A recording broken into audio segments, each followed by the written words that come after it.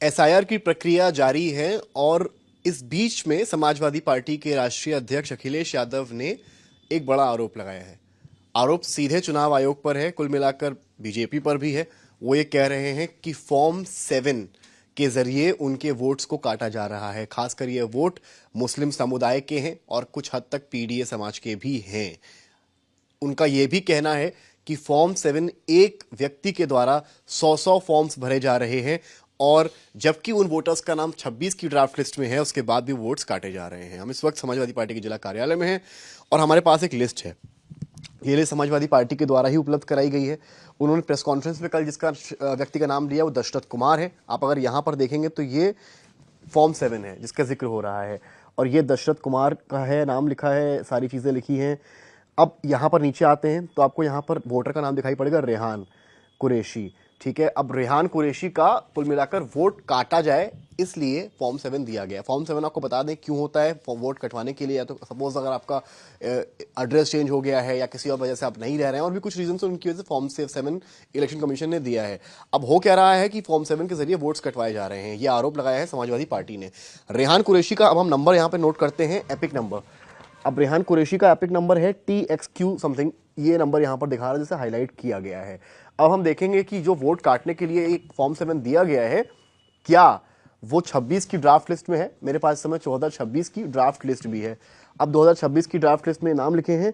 अब हम ये अगर मैच करें एपिक नंबर तो सेम एपिक नंबर यहाँ आता है और ये नाम लिखा है रेहान कुरैशी। कानपुर रोड मकान संख्या है, आयु वगैरह सब लिखा है, पिता का नाम अफजल। ये मैंने आपको एक उदाहरण दिया है क्योंकि ऐसे तमाम उदाहरण इस पूरी गड्डी में हैं। क्योंकि इसमें आरोप है कि दशरथ कुमार जो व्यक्ति हैं उनके, देखिए ये देखिए फॉर्म दिखाइए एक बार। ये दशरथ कुमार, एक और दशरथ कुमार, एक और दशरथ कुमार। इतनी गड्डी केवल दशरथ कुमार के नाम से है। नाम आकर चेंज हो जाता है जमीर। और नीचे आते हैं यहाँ मासुक, ये आ जाता है मोहम्मद सुहेल, ये आता है नसीम। ऊपर एक नाम दशरथ, नीचे एक नाम मोहम्मद आमिर, यानी कि मुस्लिम समुदाय के ही यहां पर 99% वोट दिखा रहा है। दावा है सरोजनी नगर लखनऊ की जो विधानसभा है वहां से 128 फॉर्म 7 भरे गए हैं, जबकि इलेक्शन कमीशन का ये रूल कहता है कि एक व्यक्ति के द्वारा इतने फॉर्म नहीं दिए जा सकते। हमारे साथ इस वक्त शब्बीर खान साहब हैं जो कि जिला महासचिव हैं पार्टी के, समाजवादी पार्टी के। शब्बीर जी, ये लिस्ट आप लोगों ने जो तैयार की है, क्या माध्यम है कहने का? क्या एक व्यक्ति फॉर्म 7 एक दो से ज्यादा नहीं भर सकता है? रूल क्या कहता है और आपका ये जो पूरा इन्वेस्टिगेशन है वो क्या बता रहा है? देखिए, रूल तो ये कहता है कि 7 नंबर फार्म ये तो वोट शिफ्ट हो चुका हो या आदमी स्वयं कटवाना चाह रहा हो तभी कटेगा।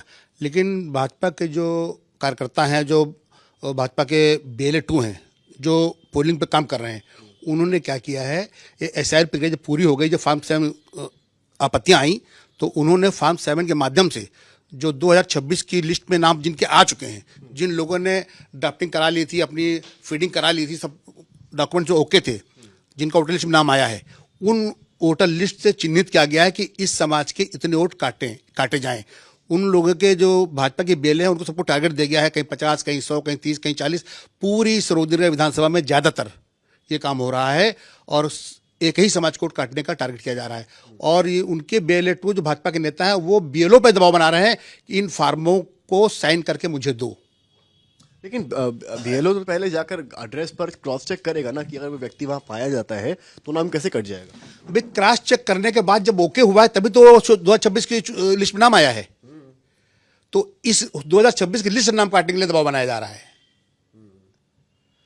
इसी बात को लेकर कल जिला संगठन के जिला अध्यक्ष के नेतृत्व में जिला समाजवादी पार्टी के पूर्व विधायकों के साथ हम लोगों ने माननीय जिला अधिकारी महोदय को ज्ञापन भी दिया है कि इस तरीके का जो अनैतिक कार्य किया जा रहा है, जो लोकतंत्र से खिलवाड़ किया जा रहा है, इसको तत्काल रोका। क्या कहा जिलाधिकारी लखनऊ ने आपसे? जिलाधिकारी ने कहा है कि कतई ऐसा नहीं होगा।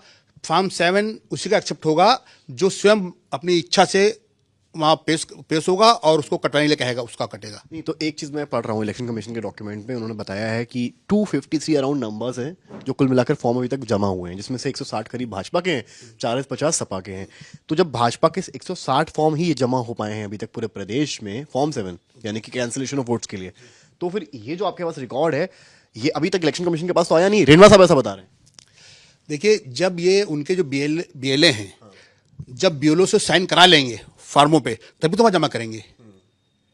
बीएलओ बिना क्रॉस चेक करे क्या साइन कर देंगे इस पे? बिल्कुल नहीं करेंगे। बहुत से लोग ऐसा है, अभी मानसिकता की बात है, कुछ लोग कर भी सकते हैं, कुछ लोग कर भी सकते हैं। उनको दबाव बनाया जा रहा है बीजेपी के नेताओं द्वारा, उनके पास फोन जा रहे हैं, उनको हड़काया जा रहा है। हो सकता है डर के लोग कर भी दें। इस पर आप कैसे नजर रखेंगे? अगर साइन हो गया चला गया, मतलब यहाँ तक तो चलिए ठीक है, पर जब तक नंबर इलेक्शन कमीशन की वेबसाइट पर नहीं शो कर रहा तब तक तो क्लैरिटी आएगी नहीं। देखिए, समाजवादी पार्टी ने पूरी विधानसभा में प्रत्येक बूथ पे अपना बीएलए नियुक्त कर रखा है, और बीएलए के साथ साथ वहाँ के जिम्मेदार नेता भी लगे हुए हैं निगरानी के लिए। और बीएलओ साफ साफ कहा जा रहा है कि अगर सही वोट काटा गया तो समाजवादी पार्टी उस बीएलओ के खिलाफ मुकदमा लिखवाएगी जो सही वोट काटा जाएगा। तो इसकी निगरानी हो रही है। इलेक्शन कमीशन से आपकी क्या दरख्वास्त है इस पूरे मामले पर?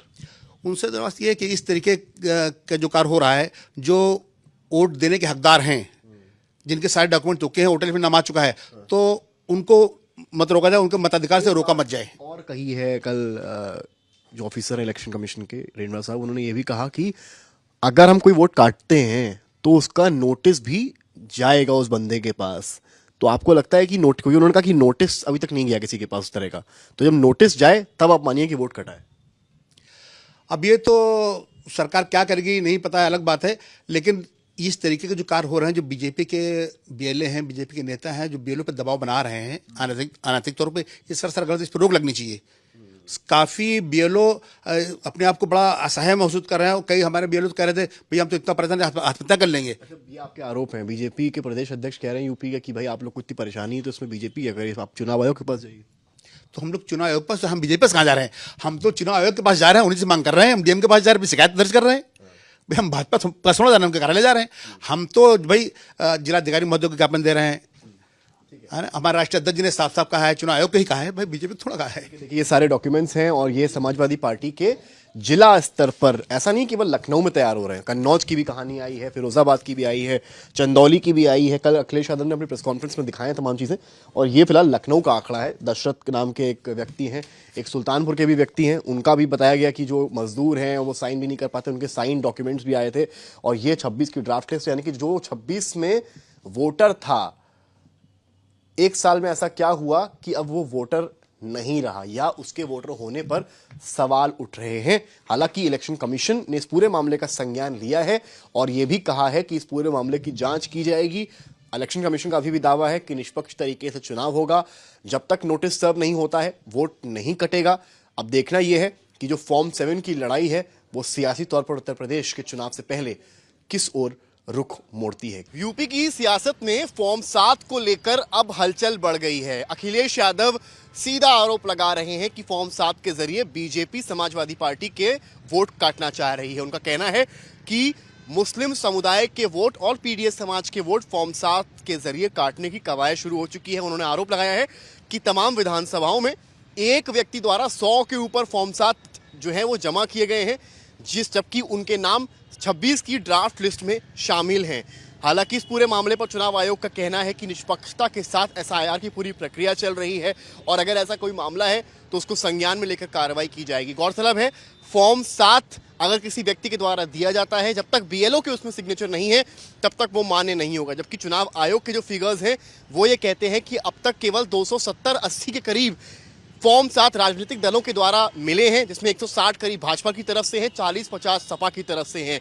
अब कहने वाली बात यहाँ पर यह है कि विपक्ष का आरोप है कि बीजेपी अन्य व्यक्तियों के माध्यम से, जिन्हें सिग्नेचर करना भी नहीं आता, उनके माध्यम से फॉर्म 7 जमा करवा रही है और जो लोग खासकर मुस्लिम समुदाय के मौजूद हैं उनका अस्तित्व मिटाने की कोशिश कर रही है, जिससे सियासी तौर पर बीजेपी को फायदा हो सके।